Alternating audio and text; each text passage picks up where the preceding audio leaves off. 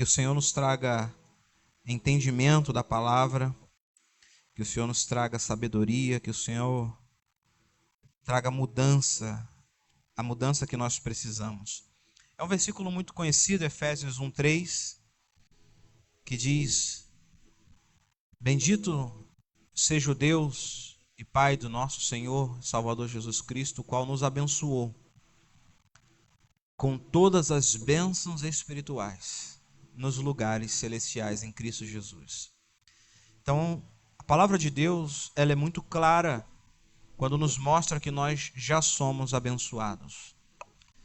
Quando nós falamos, eu te abençoo, Deus te abençoe, é meio que uma redundância. Se você já é abençoado, por que eu vou pedir a Deus para te abençoar de novo? Na verdade, quando nós falamos, Deus te abençoe, pastor, então está errado falar isso? Claro que não. Mas quando nós falamos, Deus te abençoe, é no sentido de que as bênçãos que já estão liberadas sobre ti, que elas se manifestem, que elas apareçam, que elas cheguem a você. A palavra de Deus em Cristo nos mostra que nós somos abençoados.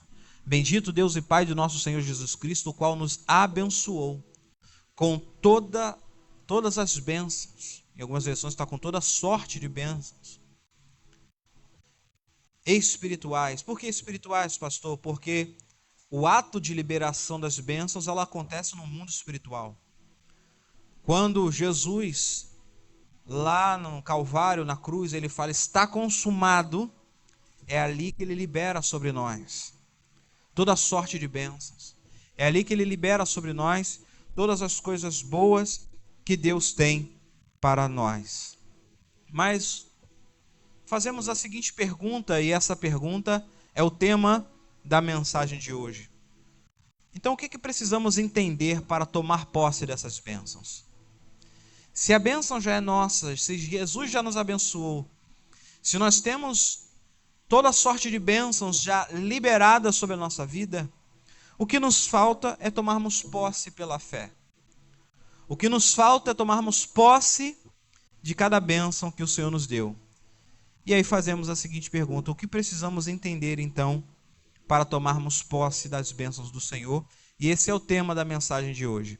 O que precisamos entender para tomarmos posse das bênçãos que Deus tem para nós? Porque a gente pode perguntar, se eu sou abençoado, aonde está essa bênção? Existem bênçãos emocionais, bênçãos materiais, bênçãos espirituais.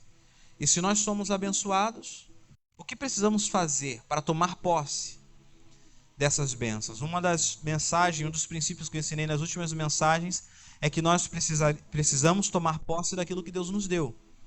E hoje eu quero te dizer o que você precisa entender para que você tome posse. Vamos lá, a primeira coisa que a gente precisa entender é a nossa posição em Cristo. Vou repetir para ficar gravado. A primeira coisa que nós precisamos entender é a nossa posição em Cristo.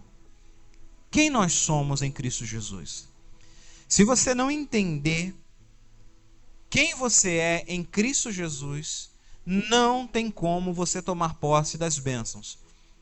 Por isso você vai ver, e deixa eu falar claro, quando eu falo de bênçãos, eu não estou falando só de bênçãos materiais. Eu estou falando de toda sorte de bênçãos, emocionais, espirituais ou materiais. Então esse princípio você pode levar para todas as áreas da sua vida. Então assim, é necessário você entender, é necessário entendermos quem nós somos em Cristo para que a gente possa viver as bênçãos de Deus. É por isso que muitas das vezes nós vamos ver pessoas que são crentes em Jesus, elas são salvas, irão viver conosco para o resto da vida, ou seja, para toda a eternidade, juntamente com Cristo, mas elas não conseguem desempenhar uma vida de bênçãos. Ela não consegue viver uma vida de bênçãos, porque ela não tem um entendimento de quem ela é em Cristo. Paulo deixa isso de modo claro, que nós precisamos renovar a nossa mente, Romanos capítulo 2, versículo 2, nós precisamos renovar o nosso entendimento para que nós possamos desfrutar, viver da boa, agradável e perfeita vontade de Deus. O que é isso senão as bênçãos? Então, para nós vivermos a boa, agradável e perfeita vontade de Deus, nas nossas finanças, no nosso casamento, ministério, vida com Deus, nos nossos relacionamentos, o que for, nós precisamos ter a mentalidade renovada. Paulo fala sobre isso. Não vos conformeis com este mundo, mas transformai-vos pela renovação do vosso entendimento. Porque só tendo uma mentalidade renovada é que nós podemos tomar posse das bênçãos que Deus tem para nós. Então, sem uma mente conduzida pelo Espírito Santo, nós não vamos compreender quem nós somos em Cristo. Então, quando Paulo fala de renovar a mente, ele está falando justamente sobre isso. De você mudar a sua maneira de enxergar a sua vida, de enxergar as coisas, de enxergar o mundo espiritual, de enxergar quem você é em Cristo. Quando a nossa mente ela é conduzida pela nossa humanidade, o nosso relacionamento com Deus é afetado. Você sabia disso? Até o nosso relacionamento com Deus ele é afetado quando nós não temos uma mudança de mente, quando nós não temos uma compreensão de quem nós somos em Cristo. Abra sua Bíblia comigo em 2 Coríntios. 2 Coríntios, capítulo 5.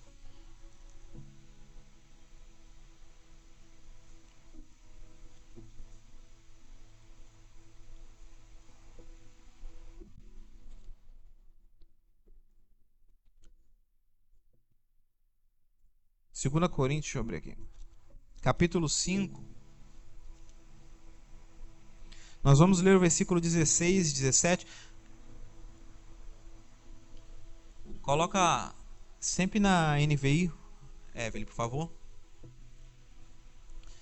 Vamos ler lá na NVI junto comigo? Olha só o que Paulo diz. De modo que, de agora em diante, a ninguém mais consideramos do ponto de vista humano. Em algumas versões mais antigas vai estar: a ninguém conhecemos ou conhecemos segundo a carne. E a NVI dá uma compreensão maior. A ninguém consideramos ou conhecemos do ponto de vista humano. Ainda que antes temos conhecido a Cristo desta forma, olha o que ele está falando. Mesmo que anteriormente nós tivéssemos conhecido a Jesus somente do ponto de vista humano, ou seja, de um homem que nasceu em Nazaré e que andou aqui na terra, papapá. Mas uma vez que nós temos um relacionamento com Ele, que nós conhecemos Ele, que nascemos de novo e somos selados pelo Espírito, olha só, ainda que tenhamos conhecido dessa forma, já não o conhecemos assim. Então olha o que o Paulo está falando, por favor, deixa aí. Antes nós tínhamos um conhecimento de Deus apenas na esfera humana, mas quando a nossa mente é renovada, nem mesmo nós devemos olhar a Cristo pelo olhar humano. Porque as coisas mudam. Olha no versículo 17. Portanto, se alguém está em Cristo, é uma nova criação. Você é uma nova criatura. Então, se nós fomos feitos novamente, por que então ainda nos enxergamos como a antiga e a velha criatura? Se nós fomos feitos novamente, as coisas antigas já passaram, tudo se fez novo. Isso quer dizer que a nossa posição em Cristo também mudou. Por isso, somente pelo Espírito Santo, Paulo é bem claro nisso. Olha, você precisa entender que você é uma nova criação. Antes vocês conheciam Cristo somente pelo intelecto humano, mas agora nem a Cristo a gente conhece desse modo. Nós conhecemos a Cristo agora pela esfera espiritual. Por exemplo, igual eu costumo fazer de um modo brincalhão, né? Eu falo assim, às vezes a gente imagina Jesus sempre aquele, por causa do estereótipo da televisão, né? Sempre andando com roupão branco, né? Aquela faixa vermelha assim no peito, ou então aquela roupa marrom, andando de sandália por aí. A gente imagina esse Jesus. Mas esse Jesus que foi relatado ali nos evangelhos, ele foi até a cruz. Depois da cruz, qual é o Cristo que a Bíblia nos revela? É o Cristo que Estevão, quando estava morrendo, viu. Ele falou: eis que eu vejo o Filho do Homem assentado à direita de Deus. É o Cristo que o Apocalipse, que João fala: olha, seus olhos eram tão penetrantes que pareciam chamas de fogo. É esse o Cristo que Paulo está falando, que a gente não deve mais conhecer segundo a carne, mas o Cristo que nós devemos conhecer é o Cristo que foi revelado lá em João, no Apocalipse. É o Cristo que ressuscitou ao terceiro dia. É o Cristo que subiu aos céus. E é o Cristo que, através do seu Espírito, está presente aqui no nosso meio. Por isso, somente o Espírito Santo pode nos moldar. João capítulo 16 vai falar que é o Espírito Santo que glorifica a Deus, que ele recebeu tudo de Cristo. Cristo fala assim, ele recebeu tudo do que é meu, e ele me glorificará, e ele ensinará vocês. E o que o Espírito Santo nos ensina? Que nós somos filhos de Deus. Igreja do Senhor, vocês precisam, nós precisamos, eu me incluo, entendermos a cada dia que nós somos filhos. O Espírito Santo testifica no nosso espírito que somos filhos. Romanos capítulo 8, versículo 16, perdão.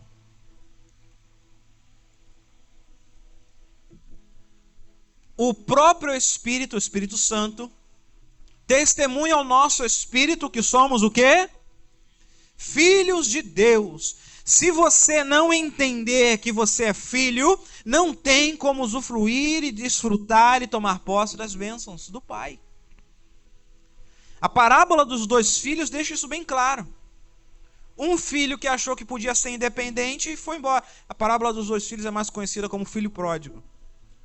Mas quando a gente chama de parábola do filho pródigo, a gente só pega a parte do garoto que saiu e voltou. Mas a gente esquece que tinha um filho mais velho lá dentro.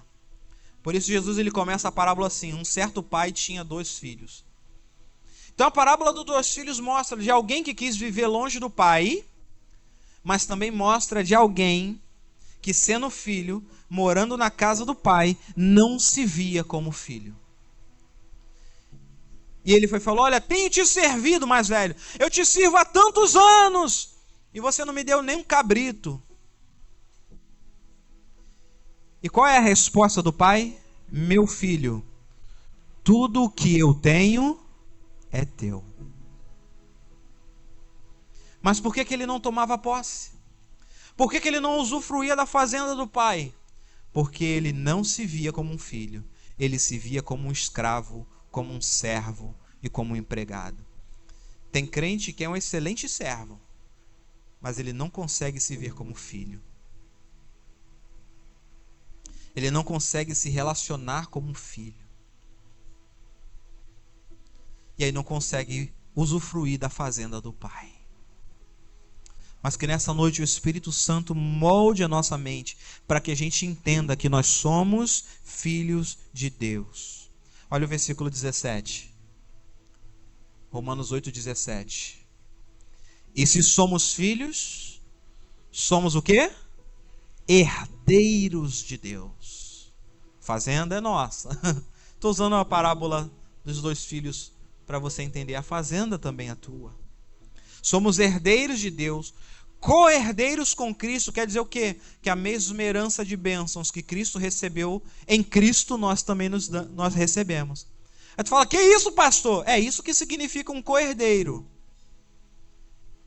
Os meus irmãos são co-herdeiros do meu pai juntamente comigo.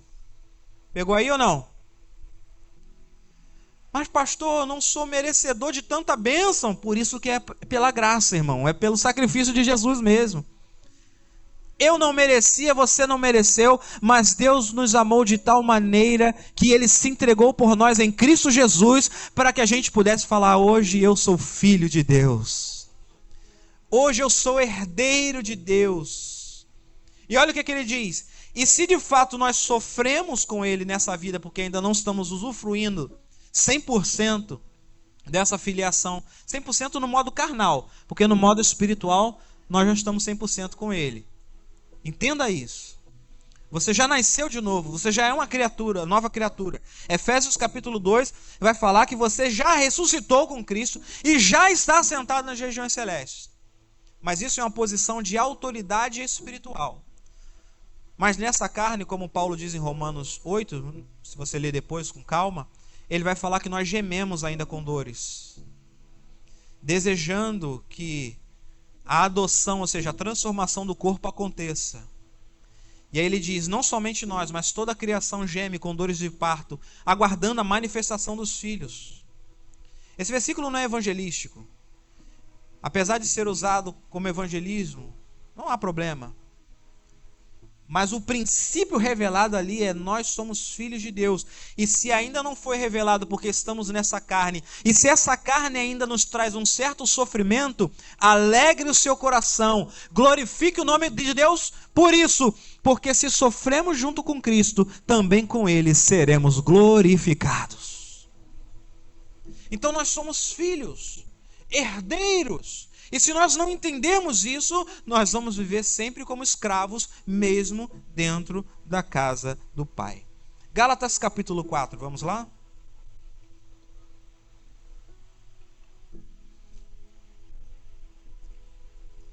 Versículo 1, olha o que aqui diz. O que digo é que enquanto o herdeiro é menor de idade, não alcançou a maioridade aqui no Brasil, 18 anos, né? Ele não tem diferença nenhuma de um escravo, mesmo que seja dono. Vou repetir. O herdeiro, o filho do dono da fazenda, enquanto é menor de idade, não tem diferença nenhuma de escravo, mesmo que ele seja dono de tudo. Paulo está dizendo que em Cristo nós somos herdeiros de Deus, mas muitos vivem como escravo, mesmo sendo dono de tudo. Por quê? Não entende... Depois a gente vai se aprofundar um pouco mais nisso aqui. Por quê, pastor? Porque não entenderam a sua posição. Não entenderam a sua filiação em Cristo. Aí quando chega no versículo 6, versículos 5 e 6, perdão, 5. Não, o fim de redimir os que estavam debaixo da lei para que recebêssemos a adoção de filhos. Versículo 6. Porque vocês são filhos, Deus enviou o seu Espírito ao coração de vocês, ao qual clama, Abba, Pai. Agora olha o versículo 7. Assim, você já não é mais escravo. Por quê, pastor? Volte no 6. Por que nós não somos mais escravos? Porque Deus enviou a nós o Espírito Santo. E é esse Espírito que está em nós que nos dá a autoridade de chamarmos Deus de Pai. A palavra Abba significa Pai. Abba, Pai, Papai. Pai, Pai. Então um chamativo carinhoso. Ele está falando que porque Cristo nos deu essa autoridade. O sacrifício de Jesus na cruz nos deu a autoridade de chegarmos a Deus e falarmos papai, de chamarmos a Deus carinhosamente, de termos essa intimidade com Deus. E aí no versículo 7, volte lá por favor. Assim você já não é mais escravo, mas filho, e por ser filho de Deus, Deus também te fez o quê? Herdeiro.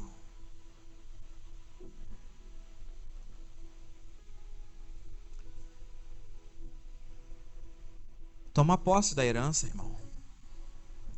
Aí você pode alegar: pastor, mas o filho pródigo, ele pediu a herança e meteu o pé e o pai estava lá.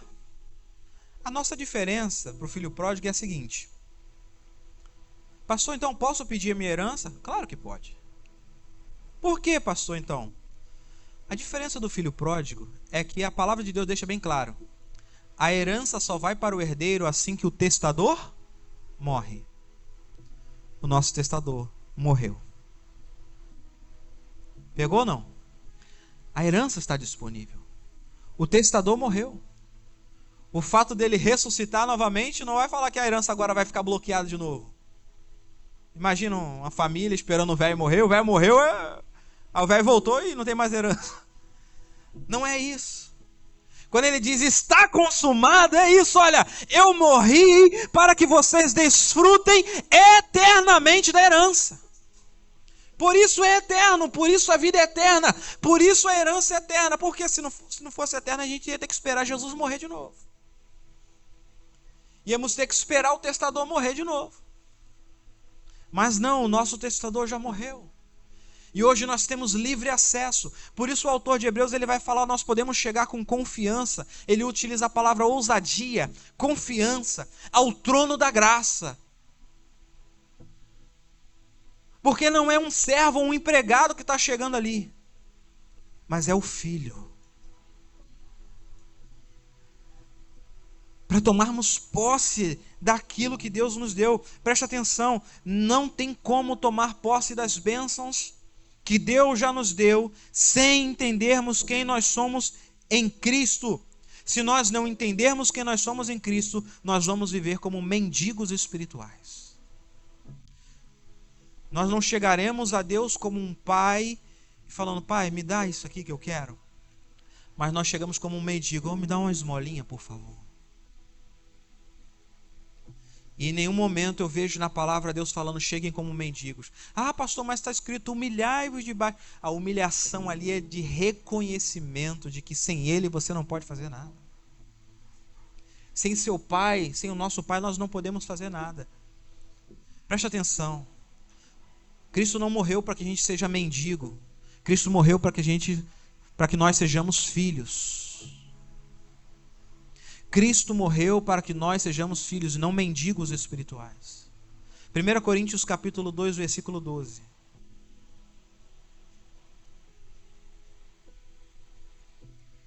Olha o que diz a palavra. 1 Coríntios capítulo 2, versículo 12. Nós, porém, não recebemos o Espírito do mundo. Recebemos o Espírito de Deus. Esse Espírito procede de Deus. Para quê? Com qual objetivo?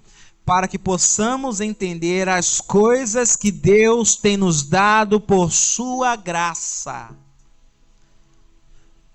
Cara, em todas as cartas de Paulo, Paulo fala sobre isso. Vocês precisam entender que Deus já deu certas coisas a vocês. E quem vai te dar esse entendimento não é o pastor Léo, mas é o Espírito Santo que está dentro de você. E eu espero que esta palavra, o Espírito mova com esta palavra dentro de você, e você saia daqui de cabeça erguida, sabendo que você é filho de Deus.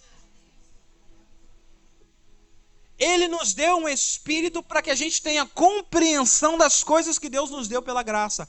Na NVT, se eu não me engano, coloca na NVT, vai estar assim, ó, as coisas que nós recebemos gratuitamente. Olha lá. Nós recebemos o Espírito de Deus e não o Espírito deste mundo, para que conheçamos as coisas maravilhosas que Deus nos tem dado gratuitamente. Irmãos, há um banquete, há uma mesa disposta para nós. Mas nós não estamos indo lá buscar. Nós não estamos tomando posse.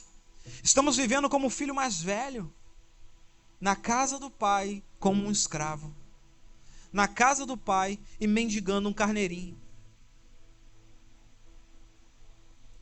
Pare um pouquinho agora e pense, reflita comigo. Como você está vendo o seu relacionamento com Deus? Como você enxerga o seu relacionamento com Deus?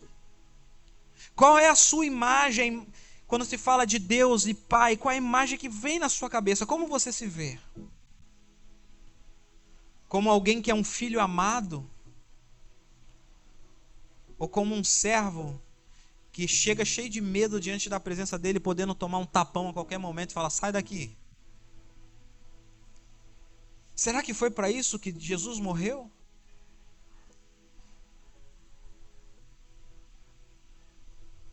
Como é a imagem que você se vê diante de Deus? Como um filho que chega diante de um pai ou como um mendigo espiritual que vai pedir migalhas?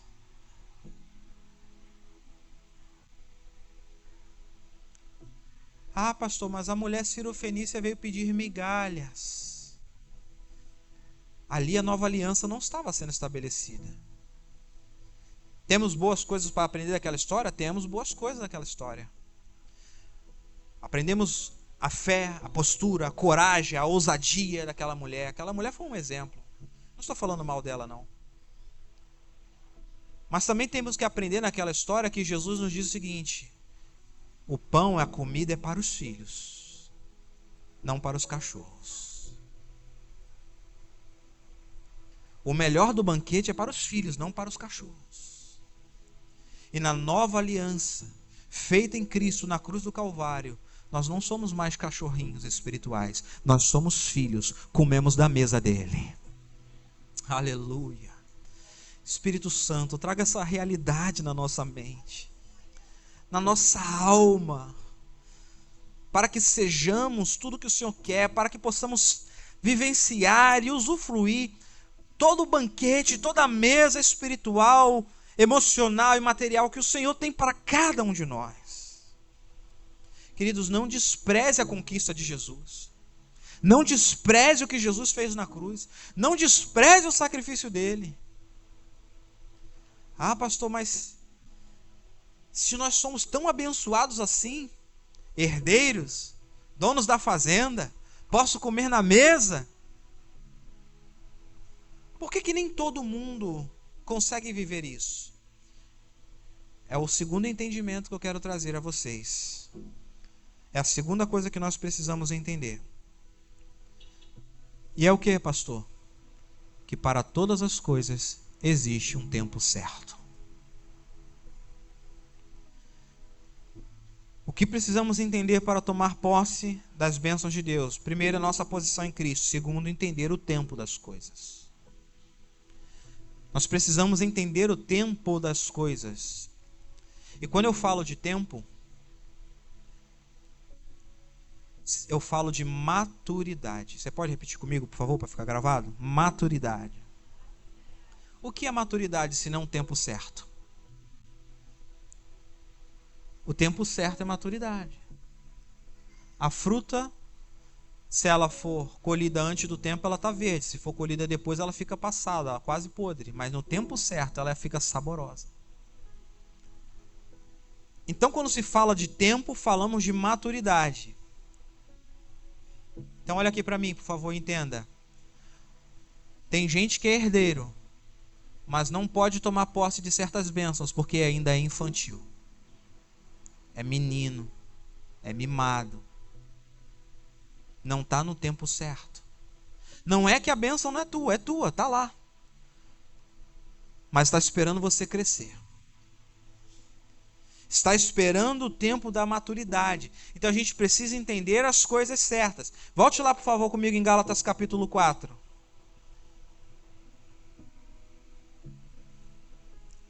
Do versículo 1. Às vezes eu estou lá em casa orando, né? Aí quando eu vejo que algumas coisas estão demorando, eu falo assim: Senhor, será que eu ainda não estou maduro? Me amadurece.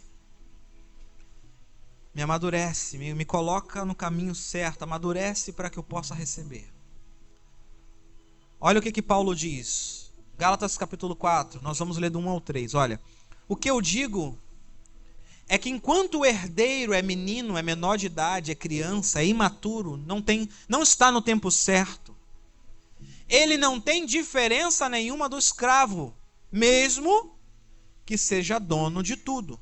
Olha o versículo 2. No entanto, ele está sujeito a guardiões e administradores. A palavra ali é pedagogos. Até o tempo determinado por quem? Então, quem determina o tempo? É o Pai. Tem coisa, meu irmão, que a gente está orando, a gente já recebeu, já deveríamos estar agradecendo. Mas só não chegou ainda porque o Pai não determinou o tempo. Quer dizer, porque o Pai determinou um tempo, certo? E Ele vai te amadurecer para chegar nesse tempo. Olha o versículo 3. Assim também nós, quando éramos menores de idade, estávamos escravizados aos princípios elementares desse mundo. Preste atenção no que eu vou te explicar. No contexto aqui, Paulo está falando da lei mosaica, da antiga aliança. Na lei, ele vai falar que a lei foi uma condutora, um pedagogo. O que era o pedagogo antigamente? Era alguém contratado pelo pai para cuidar do filho até o filho alcançar a maioridade. Ele cuidava do filho, ele ensinava a ler, ensinava a escrever, até porque para contratar um pedagogo tinha que ter dinheiro. Então, se ele está falando de um pedagogo que o pai contratou, ele está falando de uma pessoa rica. Então ele está falando, Deus é rico e a lei foi seu pedagogo. Para conduzir até a maioridade. E qual é o tempo da maioridade? Cristo. Jesus é a maioridade. Quando nós encontramos Jesus, nós estamos na maioridade. Então nós não precisamos mais de uma lei me dizendo o que eu posso fazer ou o que eu não posso fazer. Porque agora na maioridade em Cristo, o próprio Espírito trata em mim, trabalha em mim e me conduz da maneira correta. Porque eu já sou agora o quê? Maior de idade. É isso que ele está falando. Quando nós não éramos maiores de idade, nós tínhamos que ter os princípios elementares do mundo. Uma lei dizendo para mim, não coma, não toque, não faça. Pegou aí ou não? Entendeu ou não? Mas qual é o princípio? Isso aqui é o contexto de Gálatas. Mas qual é o princípio que ele nos revela? Enquanto é menor de idade, é a mesma coisa que um escravo. Por quê? Porque os pedagogos tinham filhos também. E muitas das vezes, o filho do senhor da fazenda crescia junto com o filho do pedagogo do escravo. Só que quando chegava a maioridade, o que acontecia? O filho do dono da fazenda herdava tudo. O filho do escravo continuava sendo escravo, mesmo que eles tenham crescido juntos. Aonde aparece isso? Lucas 8 vai falar que uma das mulheres ali foi criada com Herodes, esqueci o nome dele, um desembargador que era colasso de Herodes. A palavra colasso ali é isso. É o filho do pedagogo que cresce junto. Você vai ver isso aonde? A história de Moisés. Ele foi criado no palácio como filho. Mas no Egito, Moisés era só um colasso. Alguém que era alguém que cresceu junto com o herdeiro, de fato. Moisés nunca poderia ter sido faraó. Ele ia ser sempre irmão do faraó, mas ele nunca ia assumir, porque ele cresceu como alguém ali escravo. É óbvio que agora, como um paralelo da comparação, olhando para Cristo, nós somos os Moisés, que mesmo sem direito, Deus nos chama e nos faz filhos e nos faz herdar tudo aquilo que Ele tem para nós, como Ele fez com Moisés. Então preste atenção no que eu vou te falar. Enquanto não há maturidade, não há bênção. Enquanto não há maturidade, não há bênção. Certas coisas só vão ser nos dadas mediante a maturidade da nossa mentalidade, do nosso relacionamento. Olha só, até Cristo, preste atenção, foi dado no tempo certo. Olha o versículo 4, o que diz? Gálatas 4:4. Olha só. Gálatas capítulo 4, versículo 4. Quando, porém, chegou a plenitude do tempo, Deus enviou o seu Filho. Então, olha só, Jesus não veio atrasado, ele nem veio adiantado, ele veio no tempo. A palavra plenitude ali diz o seguinte: Jesus chegou num tempo de maturidade do mundo. Foi o tempo perfeito. Se você olhar a história, analisar a política, a geografia, tudo que aconteceu naquela época, foi o tempo perfeito. Jesus não poderia ter vindo hoje, cara. Não poderia ter vindo antes. Ele veio no tempo certo. O Império Romano e todos os outros impérios prepararam a terra. Ah, pastor, mas tinha gente errada, tinha gente imatura? Tinha, sempre vai ter. Mas tinha tanta gente imatura que Jesus escolheu 12 para fazer a diferença numa geração.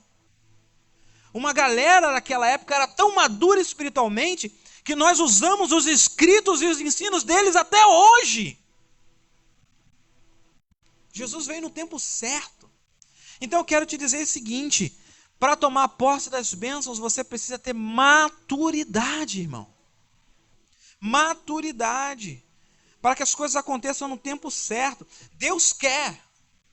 Deus quer que você desfrute da fazenda. Deus quer que você desfrute das bênçãos. Ele morreu para isso. Ah, eu achei que ele morreu para me salvar. A salvação é o início, não é o fim. A salvação é o início de uma nova vida eterna.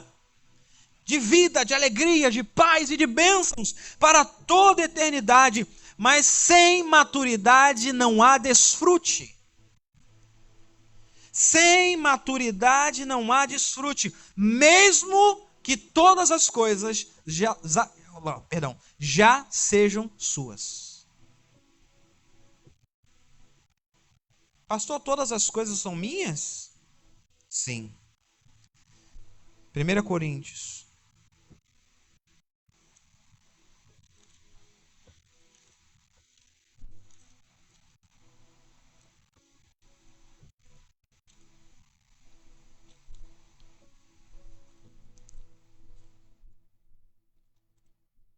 Perdão, tô no livro errado aqui. 1 Coríntios capítulo 3.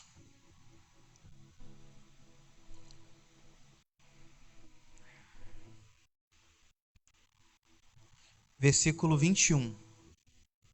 Nós vamos ler até o 23. Portanto, ninguém se glorie nos homens. Olha o que está escrito. Porque todas as coisas são de vocês. Tudo. Olha o que ele vai dizer. Seja Paulo, seja Deus enviou a Paulo, por quê? Por vocês. Apolo, por que Deus enviou Apolo? Para a igreja. Tudo é de vocês. Pedro, para quem? Para a igreja. O mundo é de quem? É de vocês. A vida é de vocês. A morte também de vocês, porque em Cristo temos autoridade sobre a morte. Seja o presente ou o futuro, tudo é... Lê com fé, irmão, em nome de Jesus. Fala pro irmão que está do seu lado aí, eu vou pagar a cantina para você, pode ficar tranquilo. O irmão tá fraco aí, tá com fome. Vamos lá, lê com força. Tudo é de vocês. Mas sabe o que acontece? A gente é tão escravo que a gente olha para isso e fala, não, na verdade não, tem alguma pegadinha aqui. Tem alguma coisa errada. Está muito claro, o mundo é nosso. Tudo é de vocês. Vocês são de Cristo e Cristo é de Deus. Mas o fato de termos tudo não quer dizer que temos maturidade para que Deus nos entregue tudo. É aí que é a diferença. Por isso, por diversas vezes, Paulo vai falar assim, eu gostaria de ter falado de vocês como maduros. Quer ver? 1 Coríntios 3, a gente já está em 1 Coríntios 3, agora vamos lá no versículo 1 ao 3. Olha só o que diz. Irmãos, olha o que diz, preste atenção, amém? Eu não pude falar com vocês como a espirituais, mas como a carnais. Como a o quê? Crianças em Cristo. Ele não está falando que a pessoa é criança na vida, ele está falando que no entendimento das coisas de Deus, eu não posso falar coisas maiores porque vocês ainda são crianças, vocês não entendem. Então, se é criança, falta o quê? Maturidade. Versículo 2. Dei a vocês leite. Não pude dar alimento sólido, porque vocês não tinham condições de receber. Tampouco agora vocês têm, porque a igreja de Corinto estava uma bagunça. Vocês continuam. Porque vocês são carnais. Aí ele vai dizer, olha, inveja, desavenças. E está falando que as pessoas agem assim. Mas ele diz o seguinte, volte no versículo 2. Vocês não têm condição de receber, porque vocês são crianças. Tem áreas na sua vida que Deus pode colocar algumas coisas na sua mão, porque você já amadureceu naquela área. Tem outra área que você ainda é criança. E aí Deus, não é que Ele não te dá, Ele segura até o tempo certo de maturidade. E tem tantas coisas que quando a gente vai chegando na maturidade, a gente fala assim, cara, besteira, por que eu estava querendo aquilo? Uma perda de tempo, e a gente até desiste de pedir. Porque chega na maturidade que, se antes, como crianças espirituais, Deus fala, não, a gente faz birra. Mas quando chega a maturidade, a gente fala, caramba, se Deus tivesse me dado aquilo, eu tinha me ferrado. Quem está entendendo? Por quê, pastor? Porque o imaturo não pode receber bênção. O imaturo, ele está debaixo de bloqueios. Ele vive como escravo, mesmo que seja dono de tudo. Gálatas capítulo 4, versículo 2. Olha o que diz. Mas ele está debaixo de tutores, ou guardiões e administradores, até o tempo determinado pelo seu Pai. Ou seja, as coisas estão presas, retidas, seguradas. Não porque Deus é mau, mas é porque somos imaturos. Isso é na área financeira, nas oportunidades, nos ministérios. João Batista, ele começou, entre aspas, perder seguidores para Jesus. Alguns dos 12 eram discípulos de João Batista e passaram a seguir Jesus. Aí os discípulos de João Batista, quando viram os discípulos indo embora, chegou para João e falou: cara, tu não fica preocupado não? Vamos colocar no dia de hoje. Tua igreja está ficando vazia, cara. Os caras estão tudo indo para outra igreja, tu não fica preocupado com isso não? Olha a maturidade espiritual da voz profética que era João Batista. João 3,27. Olha a resposta dele. Isso é maturidade. João respondeu: uma pessoa só pode receber o que do céu é dado a ela. O que é meu vai chegar até mim no tempo certo. O que não é meu, com a maturidade eu vou desistir, eu vou entender e vou deixar para lá. Mas o que é meu vai chegar. E eu não preciso me preocupar. Ah, pastor, mas está demorando. Não está demorando, está num tempo de maturidade, está maturando. Está amadurecendo. Então eu quero que você decida hoje a deixar de lado a imaturidade. Isso é uma decisão, pastor? Sim. 1 Coríntios 13, versículo 11. Olha o que Paulo fala. 1 Coríntios 13, 11.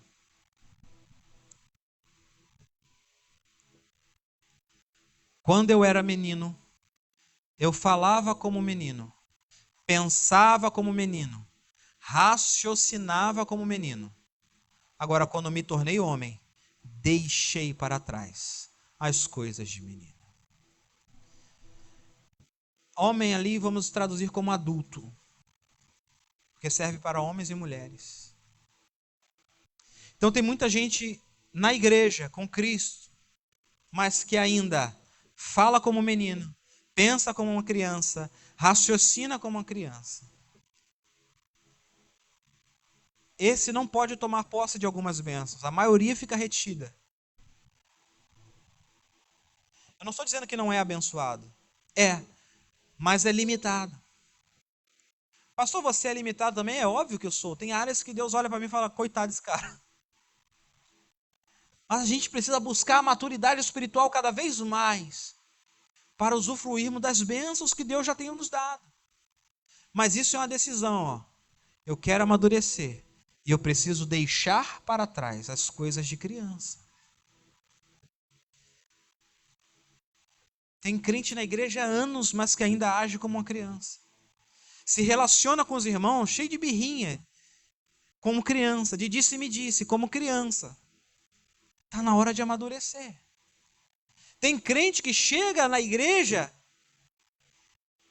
recente, ele em pouco tempo atinge uma maturidade espiritual muito maior do que a crente que está há anos. E aí o que acontece? O crente que atingiu a maturidade espiritual, mesmo com pouco tempo, começa a produzir muito fruto, e o crente velho que ainda é menino, fica com birrinha. Por quê? Porque é criança espiritual. É criança na sua mentalidade espiritual. E aqui, então, eu quero te dar 2 conselhos para você desenvolver essa maturidade espiritual. Hebreus capítulo 5, do versículo 11 ao 14. Hebreus 5, 11. O primeiro conselho está aqui. Quanto a isso, temos muitas coisas para dizer. Preste atenção no que ele vai dizer. Coisas difíceis de entender porque vocês se tornaram o quê? Negligentes para ouvir. Deixa aí, por favor. Ele está falando o seguinte: eu tenho muito mais entendimento para passar a vocês, revelações que vão mudar a vida de vocês, mas eu não posso fazer isso. Por quê? Porque vocês se tornaram negligentes para ouvir. Então, como eu posso amadurecer, pastor? Não devo ser negligente no aprendizado. Eu devo buscar o aprendizado. Eu devo buscar o ensino. Quantas coisas nós fazemos nessa igreja em relação ao ensino? Quantos poderiam estar aqui, mas não estão? Quantos poderiam vir aprender mais, crescer mais, estudar mais, mas não vêm? Isso bloqueia a sua maturidade. Por isso que eu falei, é uma questão de escolha. Eu não posso chegar lá para você e falar, vem aprender. Você tem que vir. E não é só comigo da igreja, não. Só estou dando um exemplo. Mas ele está falando que o caminho da maturidade é o caminho do ensino. Do sentar para ouvir, do estudar, do pesquisar. Eu não estou falando somente do âmbito acadêmico, mas eu estou falando da entrega a Deus. Do desejo de querer mais. Às vezes eu acho que a gente precisa ser igual Pedro, meio exagerado mesmo nessas coisas de Deus. Em que sentido, pastor? Quando Jesus estava lavando o pé dos discípulos, aí Pedro falou, não, tu não vai lavar meu pé. Aí Jesus vem e dá um ensino. Se eu não lavar o teu pé, você não tem parte comigo. Aí o Pedro exagerado. Então lava logo o meu corpo todo. Tinha muitos defeitos, mas não podia falar que ele não era um apaixonado por Jesus. Ele era. Ele era. É o Senhor mesmo? É. Eu quero fazer o que o Senhor está fazendo. O Senhor está andando sobre as águas? Eu quero andar também. Ele era um apaixonado. A gente tem que ser igual Pedro. Apaixonado. Falar, eu quero mais. Quero mais. Porque quando a gente deixa de querer mais, a gente perde. Versículo 12. Olha só. Olha o que ele diz. A essa altura, vocês já deveriam ser professores. Vocês já deveriam ser mestres. Mas vocês estão precisando de alguém que ensine vocês os princípios básicos da palavra de Deus. Ou seja, o beabá. Vocês já tinham que estar mergulhando em coisas maiores, mas vocês estão precisando de pessoas que estão ensinando o beabá. Vocês estão precisando de leite, não de comida, de alimento sólido. Versículo 13. Quem se alimenta de leite ainda é criança. Não alcançou uma autoridade, porque não tem experiência no ensino do que é certo, do que é correto, da justiça. E o segundo conselho para a gente alcançar a maturidade está no versículo 14. Olha só. No entanto, olha o que ele diz. O alimento sólido, o entendimento profundo da palavra de Deus, as bênçãos do reino, ou seja, o usufruir da fazenda do Pai, é para os adultos. Para aqueles que têm maturidade espiritual, os quais pelo exercício constante se tornam o quê? Aptos, preparados para discernir tanto o bem quanto o mal. Aqui está o segundo conselho para alcançarmos maturidade. Exercício constante. E não é exercício para perder a barriguinha, não. É a prática da palavra.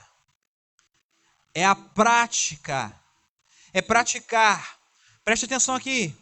O mesmo Pedro que não conseguiu expulsar o demônio de um garoto é o mesmo Pedro de Atos capítulo 5 e Atos capítulo 3, que chega na Porta Formosa junto com João e fala, eu não tenho prata nem ouro, levanta e anda. Que fala para Ananias e Safira, você não mentiste para mim, mas mentiste ao Espírito e eles caem mortos. É o mesmo Pedro. O que mudou? Mais maduro. Mais consagrado. O exercício constante. Pedro não parou de orar, você compreende? Tem gente que orou por uma enfermidade, a enfermidade não foi curada, ela para de orar. Não pare de orar, continue orando. Porque uma hora Deus começa a te usar e as curas começam a acontecer. É isso que ele está falando. É um exercício. Eu já tentei falar de Jesus, me embolei todinho, nunca mais quis falar. É por isso. Você parou, você continua imaturo. Mas vai falando, vai falando, vai falando. Eu olho para os meus estudos, eu tenho os meus esboços de usufruir. Uma pessoa que não sabe lidar com dinheiro, o que ela tem que fazer para ter mais dinheiro? Se preparar. Como? Mudar. treinar, se tornar capaz de administrar dinheiro. Deus não vai dar dinheiro a alguém que não está capaz. E por aí vai. Eu estou dando o exemplo do dinheiro só como um exemplo mesmo. Mas isso vale para todas as áreas da nossa vida. Só vamos tomar posse daquilo que Deus tem para nós se nós entendermos quem somos e nos prepararmos para alcançarmos a maioridade espiritual e recebermos as heranças que Deus tem para nos dar.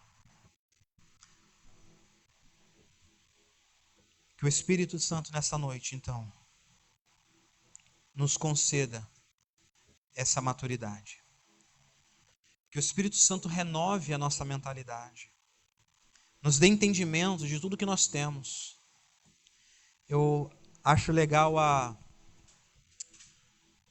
uma declaração que o pastor Márcio Valadão ele faz antes das mensagens dele. Toda a mensagem dele, antes da mensagem dele, ele pede à igreja que pegue a Bíblia. A igreja pega a Bíblia e repete comigo: eu sou tudo aquilo que a Bíblia diz que eu sou. Eu tenho tudo aquilo que a Bíblia diz que eu tenho. E eu posso tudo aquilo que a Bíblia diz que eu posso. Ele faz essa declaração de fé e isso é uma realidade, irmãos. Que o Espírito Santo nos conceda essa maturidade. Que em Cristo a gente vá sendo aperfeiçoado para que a gente possa tomar posse de todas as bênçãos que já foram nos dadas em Cristo Jesus. Amém? Que nesse momento feche os seus olhos e medite agora nessa palavra. Qual é a área?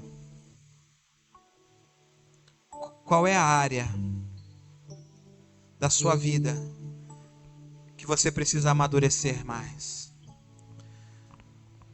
Todos nós, desde o pastor até a criança mais nova aqui, precisa de maturidade espiritual. Tem áreas que a gente já amadureceu, mas a gente ainda precisa amadurecer mais nelas. Não quer dizer que por eu ter alcançado um nível de maturidade, eu não preciso mais amadurecer nela. Sim, eu preciso amadurecer. Cada dia mais e mais. Cada vez mais e mais. É na área financeira? Você precisa de mais maturidade? É na área ministerial? É no relacionamento com Deus? Você precisa de mais maturidade? É na igreja? É no serviço a Deus? É no serviço ao ministério aqui nessa igreja? Você precisa de mais maturidade? É no seu casamento? Será que você não está vivendo problemas no seu casamento? Por conta de bobeiras? Por conta de imaturidades da parte de vocês? É na criação de filhos? É no trabalho? Qual é a área que você precisa de maturidade? O Ministério de Louvor vai estar louvando. E neste momento é o momento para você refletir. E clamar ao Espírito Santo. Porque é Ele que vai gerar uma nova mentalidade. É Ele que vai nos mudar. É Ele que vai nos transformar.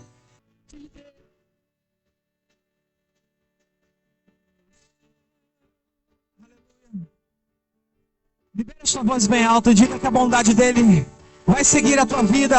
Porque você já é abençoado. Aleluia.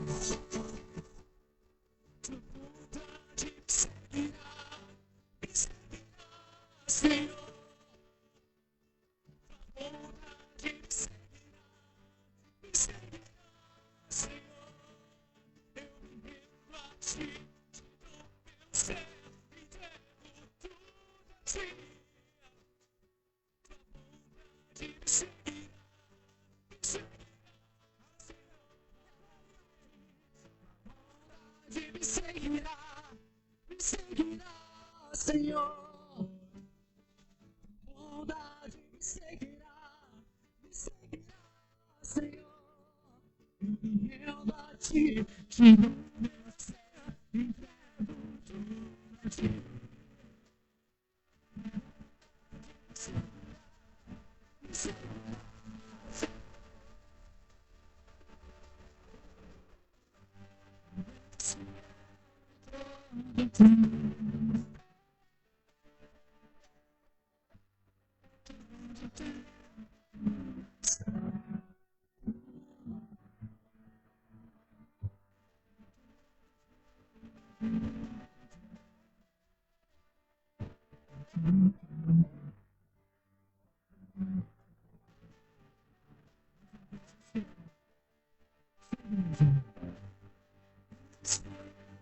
Forte, igreja. Declare bem forte.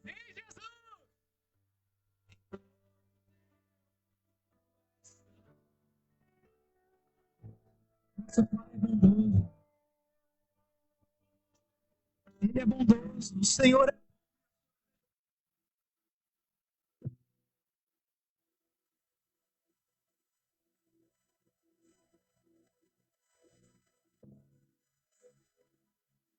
Agradeça a Ele. Agradeça a Ele. Agradeça a Ele. Glorifique o nome dEle. Agradeça a Ele. Aleluia. Glória a Deus. Irmãos, esse versículo não é adesivo de carro, é uma realidade. O Senhor é bom. Nós somos abençoados.